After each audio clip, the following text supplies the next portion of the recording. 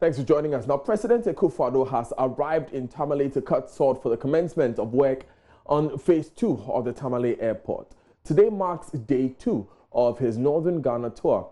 My colleague Martina Bugri is following the president and joins us on the phone with the latest. Martina, good afternoon. What more can you report? Hi, Martina. Good afternoon. Good afternoon, Daniel. So what can you report from the president's tour?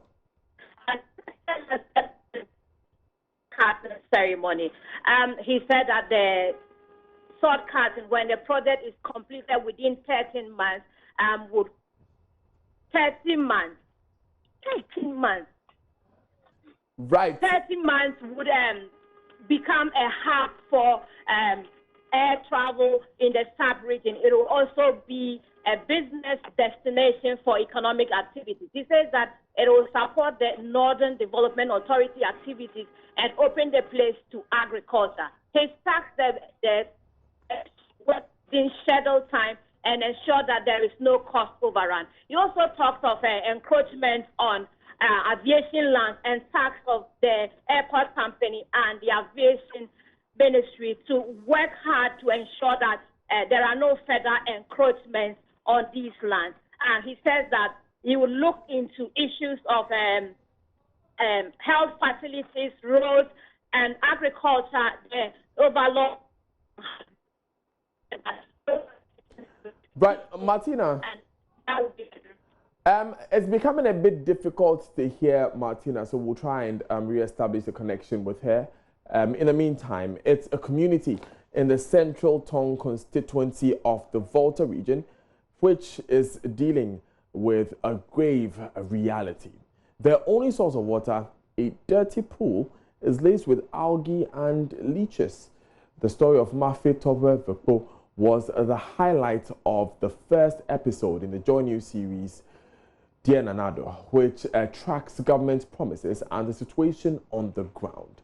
The people say the Akufo-Addo government promised to ensure safe water in every community within its first 2 years in office, but their situation is yet to change. Jojo Kobna was there and now reports.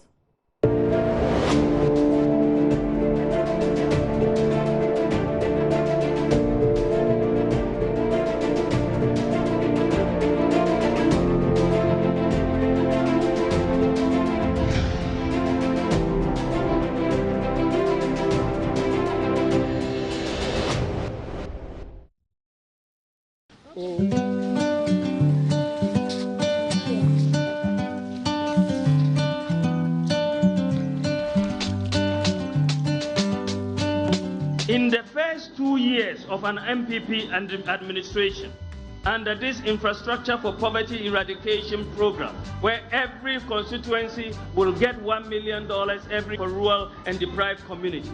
Under this program, there should be no village or community in Ghana after the first 2 years that would have a water problem or a toilet problem. There should be no village or community. Once we implement this, the first 2 years, we will make sure you will not have a water problem or a toilet problem.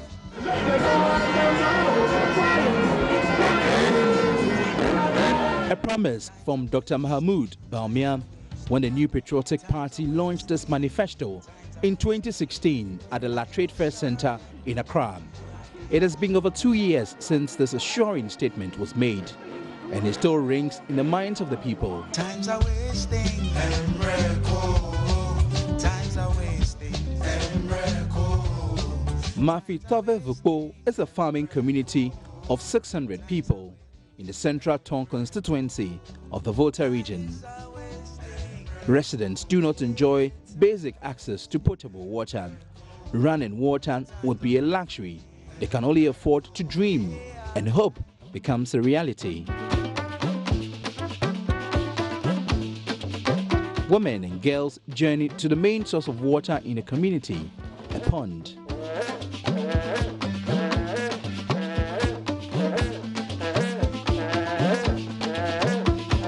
The pond is nestled in between trees. It is deep brown and dirty, with remnants of fallen leaves and other black substances floating on the surface. feet wade in water. In a matter of seconds, receptacles are filled up.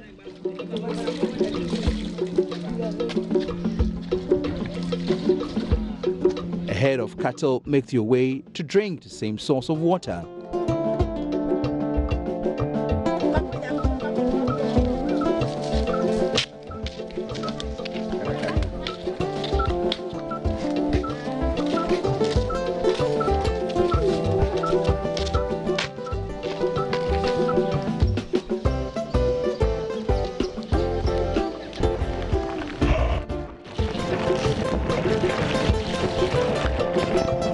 The water settles in a white bucket, and finally, its true color emerges.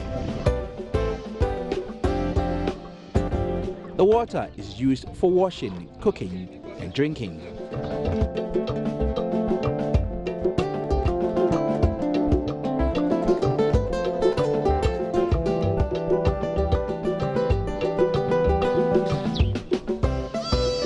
Perfect Midday, a senior high school student, plans of abandoning her village in the future, mainly because of the poor quality of water. After getting used to potable water from secondary school, using the brownish liquid is difficult. We are not having potable water, so that's what I don't like about the village. The water is not good for our health, and when we are using it, because of that, when we come back from school, we can't wear white clothes. She won't be the first person to abandon the community.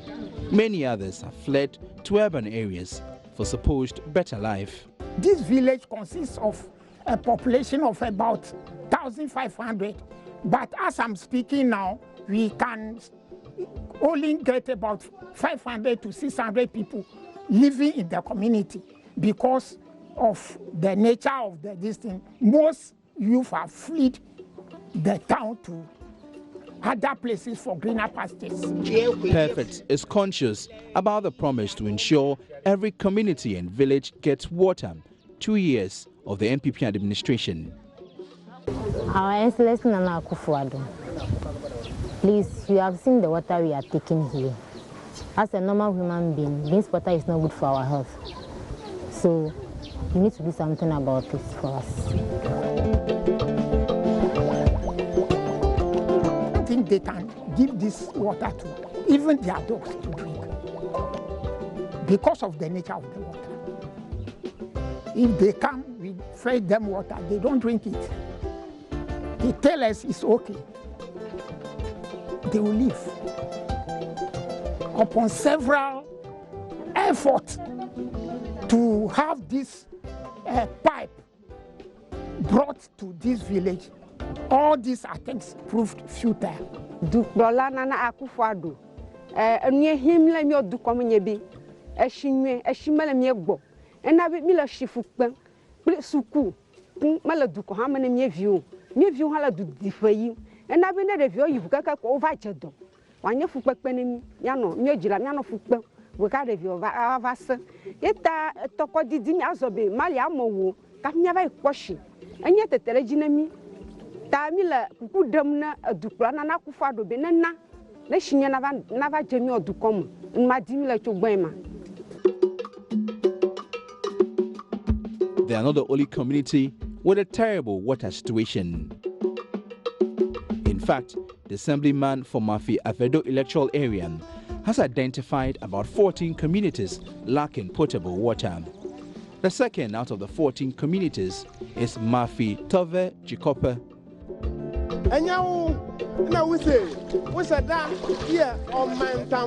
Greenish, slimy algae bloom on the surface of the water.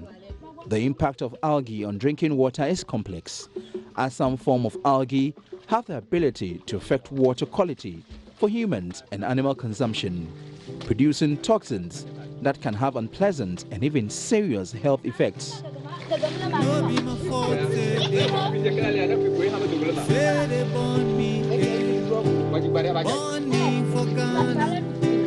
After laboring to fetch and carry water over long distances, residents find a leech in the water.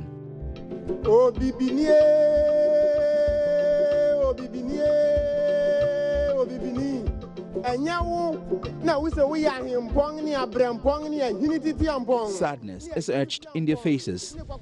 They have had to endure leeches for so many years. The rainy season will help them harvest some water, but when the dry season emerges, they'll go back to their default drinking water or walk some kilometers for this basic commodity. As we are suffering from this particular water, like James and others, we went there and bought water from Toveglim, as a new pipe water. Sometimes we use the dirty one to wash our things because expenses for buying waters are very high. Let me have a shikukula at Tauma, Avutono at Tama. Tana Galamana Manala Ado.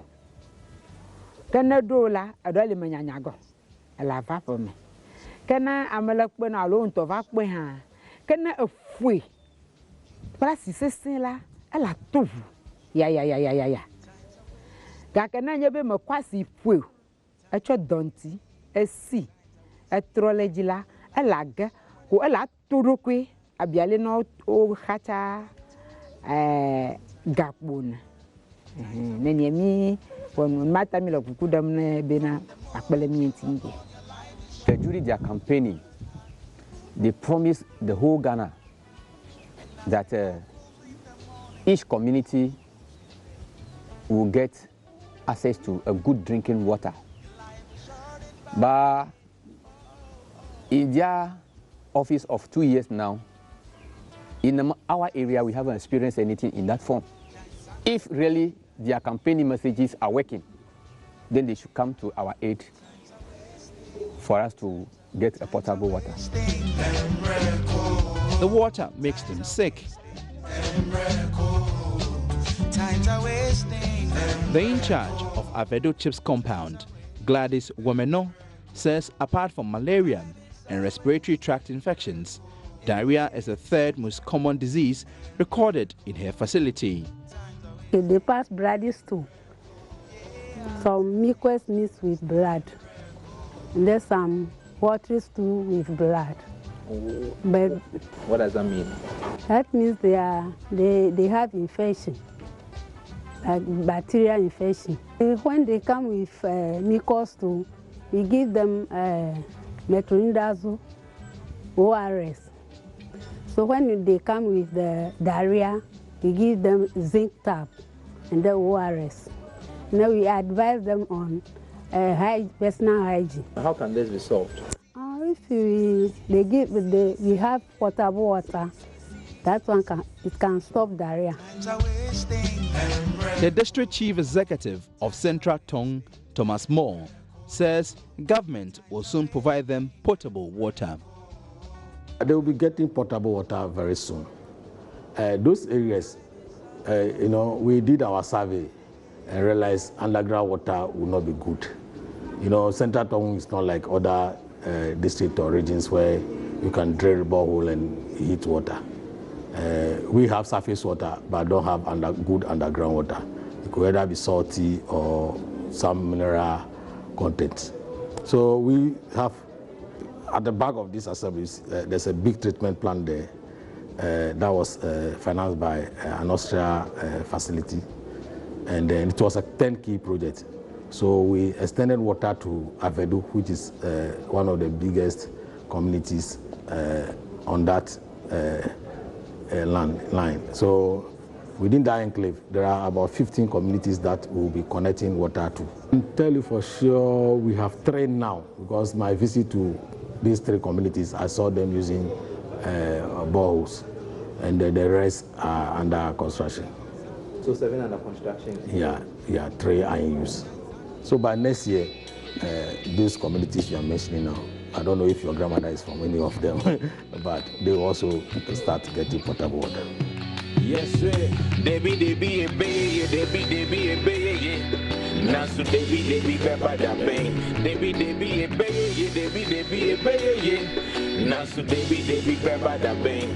The people are eagerly waiting for the day government will fulfill promises to give them potable water. We heard that he will give every constituency $1 million for development works to be carried out in the constituencies. Up till now, we've not been hearing anything about that $1 million.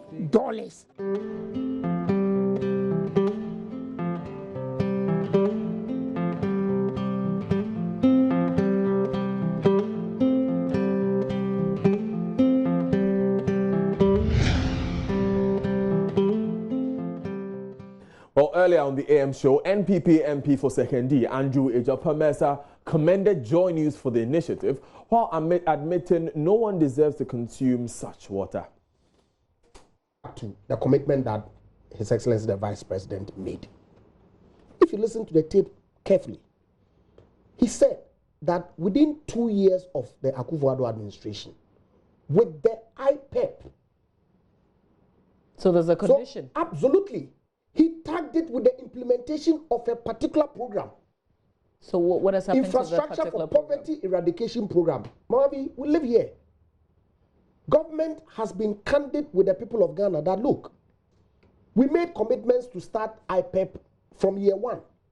However, we needed to put in the institutional framework to ensure that the vehicle that we're going to use to roll out, which is development authorities, were put in place. In the first year, we couldn't conclude it. And so we set up a team that went round to evaluate needs of constituencies and deployed some funds, not up to the 1 million. Fact. Second year, we did the same, but thankfully, we concluded the institutional framework. Year 3, and of course, disbursed funds as we are done in year 1. There are projects in my constituency not valued up to $1 million. Fact. But some projects have been done. Now, this year, 2019, all the $1 million have been released. I feel very sad watching this tape that Ghanaians, 62 years after independence, we still have communities that drink this kind of water. I'm sad. Okay, I've listened to excerpts of your documentary on radio, but this pictorial thing that you showed this morning is sad.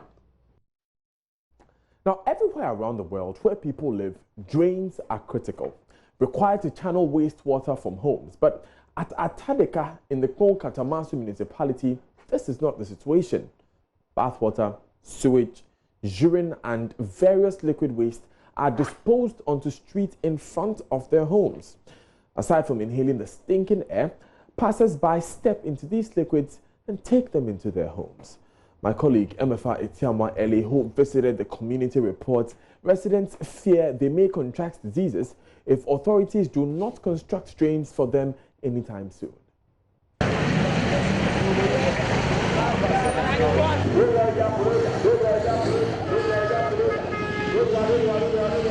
Atadeka, Zainu, Washington and surrounding settlements are suburbs of the Kpong Katamanso Municipal Assembly, that's KKMA. The KKMA was carved out of the Tema Metropolitan Assembly. They are new settlements, fast-growing and now highly populated. In spite of the beautifully mapped-out residences, not a single street has a drain. The only drain in the community is the one along the main road linking Apollonia Katamanso to Ashaiman and Tema.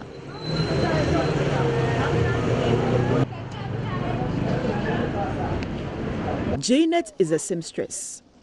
She's lived in Atadeka for 8 years. She tells me the absence of drains is a big threat to her health. Area mu hagata ni baby ya. Omo mu dware nso ni nyina omo hwehwe gu kwan mu rough.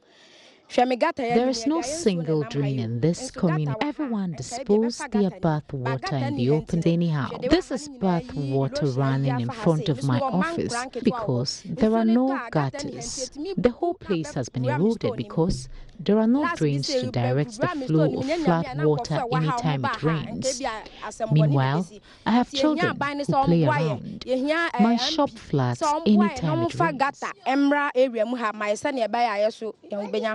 Pipe hoses letting out wastewater from homes are common sights here. Sadly, the road is the final destination and receptacle for every liquid waste disposed through these hoses. This is a grave public health concern for many. There is no gutter here, not even one. So when it's rain and these sewage waters, they direct them right into the road, posting the road to be very deplorable. So I will appeal to the authorities to see to it that this road has been put in a better shape. The gutters, sometimes people dispose things and it stinks a lot. We can't even sit in the area, so it disturbs us a lot. They dispose things like what? Things like rubbish, filth. Auntie Ya has lived in Atadika for over 10 years, she says. She's unable to operate her shop due to the erosion in front of her house. She blames the situation on lack of drains to direct the flow of flood water whenever it rains.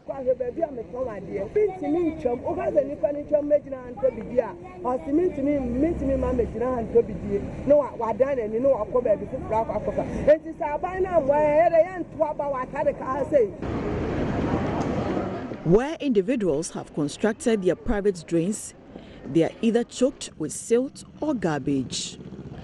Amafa Ewenam Atiamwa Eli for Joy News, Atadika. Still to come in the bulletin, businesswoman files suits to block distribution of 100 buses to NPP constituency executives as she alleges attempts are being made to take over her company set up to oversee the transaction.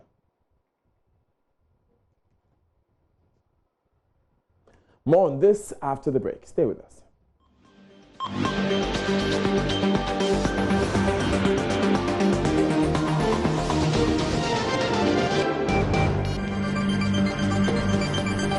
Thanks for staying with us. Now, businesswoman Rose Hatto has filed a suit at the Accra High Court seeking to block the distribution of 100 buses to the governing NPP's constituency executives.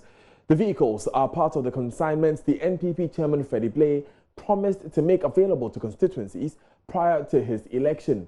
This is the second writ issued on this matter as a businessman, Chris Azawode, last month urged an Accra High Court to block the Universal Merchants Bank from releasing the buses as he claimed ownership.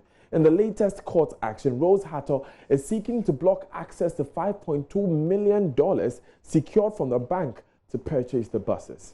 There's more in the following report. A businessman, Chris Azawadi, in July sued the Universal Merchant Bank, saying he had an agreement requiring them to provide him funds to procure the buses. This was to be sold to the governing MPP. The party was to effect payment from proceeds accrued from the commercial use of the bus. He alleged that when the buses arrived in Ghana, the bank caused the vehicles to be kept in a custom-bonded warehouse. He says the bank has since refused to release the buses to him, contrary to the terms of the agreement. The new rate was on Thursday filed by lawyers for businesswoman Rose Hatto, who is a shareholder of UP Travel Services. The company, registered on 4th October 2018, has one Kojo Entry, who Joy News sources says the administrator of the MPP headquarters as a 70% shareholder and the businesswoman Rose Hatto as 30% shareholder. The company is said to be the special purpose vehicle that was to be used to purchase the bus from the businessman Chris Azawadi. Mrs. Hatto in her writ says her business partner has appointed another person as a director of a company without her consent. She also says she's aware of a pending suit filed by businessman Chris Azawadi seeking to block UMB from releasing the buses. She says despite these facts, the newly appointed director and her business partner, without her consent, have proceeded to secure funds in the name of a company to purchase the buses. She wants the court to rule that the funds secured were done contrary to law and same should be cancelled by the court. Now, NPP Chairman Freddie Blay, who is at the center of this bus saga, on August 4 granted us this interview where he admitted the delay was as a result of some bottlenecks. He also responded directly to claims of ownership by the businessman Chris Azaodi. His response is voiced over because of the poor quality of the sound.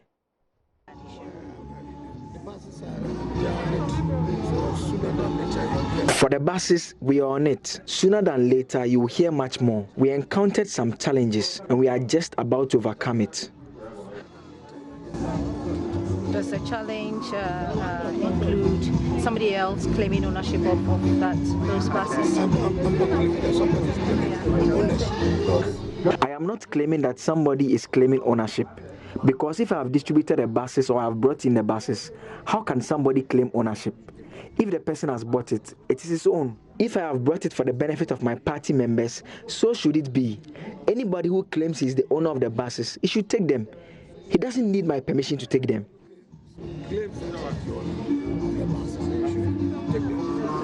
Away from that story, the Ghana Education Service has suspended the SIC life insurance program for teachers until September. The decision follows numerous complaints received from teachers about their misgivings regarding its implementation. Speaking at a media briefing this morning, Director General of the service, Kwesi Opoku-Amankwa, revealed that the service has written to the Controller General to hold on with the August insurance program. We have written formally to as of 6 August, written formally to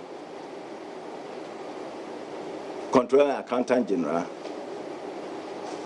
to, for the second time, suspend the program for August. We are suspending it for August. Subsequently, we will resume in September.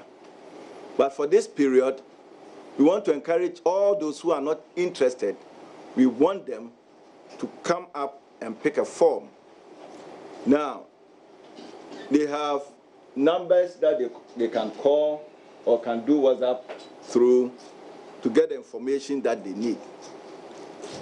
After this month, any staff of GES who does not come out to get his or her name removed from the list is deemed to be a member. As part of our engagement with stakeholders, we engage the unions.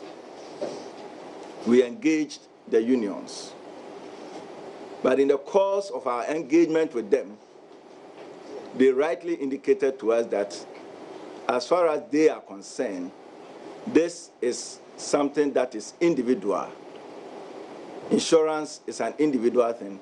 So they would rather encourage us to engage with the individuals. So this is not a union thing. It's an individual person thing. It's your own insurance. It's your own welfare. So any staff of GES who is not interested, you don't need to go out there and demonstrate. You don't need to write petitions. You don't need a petition to exit. We're giving them up to the end of this month to ensure that they all exit. And then subsequently, come September, we come back to the program. Professor Amankwa also said the service is providing all teachers across the country resource packs, which will aid them in teaching the new curriculum. The packs worth 26 million Ghana cedis have been disbursed to all the districts across the country. According to the Director General of the GES, Professor Kwesi Opoku-Amankwa, the GES will not accept any materials in the classroom until it's approved by the National Council for Curriculum and Assessment.